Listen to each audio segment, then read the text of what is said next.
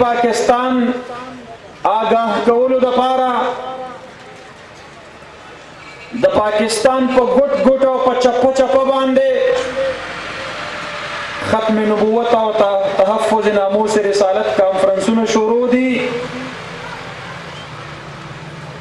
د مسلمانانو د ایمان په بنیاد باندې حمله شوې ده. زمونږ او تاسو د زړونو په کعبه باندې حمله شوې ده.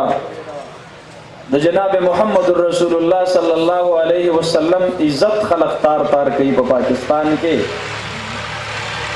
ناموس رسالت هغه محفوظ نه دی. قانون ناموس رسالت دا غي باره کې منصوبه بندي شوې ده. تاسو په خبرېږئ د نن درې ورځې مخکې وجیه الحسن په نوم باندې یو ګستاخ رسول ولس کاله مخکې په هغه باندې سزا موت فیصله سنا شوې وه او دې حکومت ته انتظار وو داسې حکومت به راځي چې هغه به چون چون کې ګستاخان رها کوي. په هغه لیست کې یو نوم د وجیه الحسن هم وو. د نن درې ورځې مخکې تاسو به خبر شوي یئ چې هغه ګستاخ رسول په پاکستان کې با عزت رها شو. د نه مخکې عبدالشکور قادیانی رها کو. د نه مخکې یې اسیه ملونه رها کړله. زما محترم ورونو به حیثیت د امتی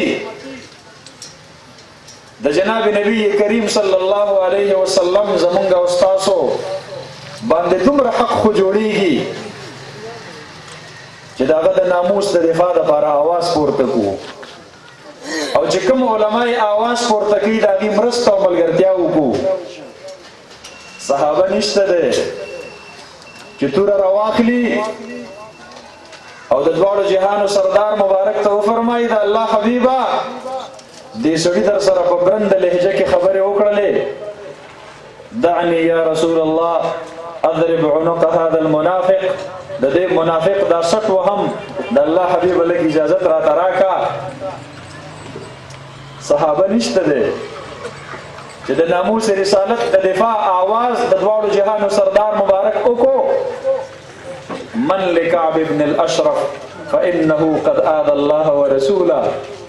کعب ابن اشرف زما ګستاخی کوي. زما ناموس به څوک محفوظ کی؟ من لابي رافع. ابو رافع به زما نه څوک تلار کی. ابن خطل هغه د فتح مکې په موقع د کعبې په غلاف پورې انخته دی. نبی مهربان د فتح مکې په دوران کې د عام معافی اعلان وکړو. لا تثریب علیکم اليوم. انتقام ناخلم ز رحمت للعالمین مکې ته فاتح را دننه شوی یم. من دخل دار ابي سفیان فهو آمن. ابو سفیان صاحب کور ته څوک لاړل امن کې دي. سر باندې مغفر دی خود دی بیت الله ته را دننه شو. صحابه کرام خوشاله دي. ګوري د نبی علیه السلام یو ګستاخ د کعبې په خلاف پورې انختلې چغې وخي ماته امن راکوي ماته امن راکوي. صحابه کرامو د نبی علیه السلام نه تپوس وکړو ماذا نفعل به یا رسول الله. الله حبیب څه ورسره وکړو؟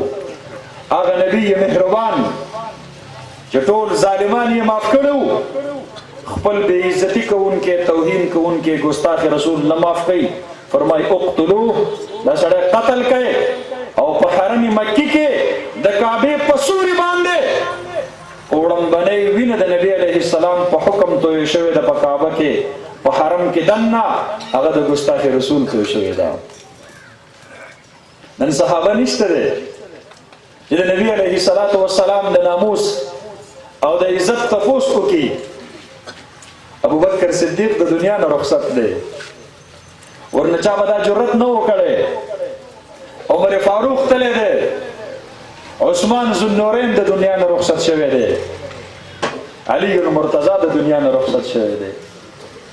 هغه طلحه نشته دی چې نبی علیه الصلاۃ والسلام ته فرمایل نحری دون نحرک یا رسول الله الله حبیب زما سینه ستا د سینې نه مخکې تړال ده ته مه خفه کېږه تا باندې بچرته هم غشی ونه لګي زما محترم ورونو نن ابتلا او آزمایش او امتحان الله رب العالمین په موږ او تاسو ګناهګارو مسلمانانو باندې راوستلو اوس د نبی علیه الصلاۃ والسلام د ناموس چوکیداری زما او ستا غاړې ته راپرېوتله زما مشرانو په دې ملک کې جدوجهد کړی دلته یې کوشش کړی ډېر لوی تحریکونه یې چلولي وو شهادتونه یې ورکړي وو په سوونو نه په زرګونو باندې شهادتونه چې په سن 1953 کې صرف په مال روډ باندې 10,000 پاسبانان ختم نبوت شهیدان شوي وو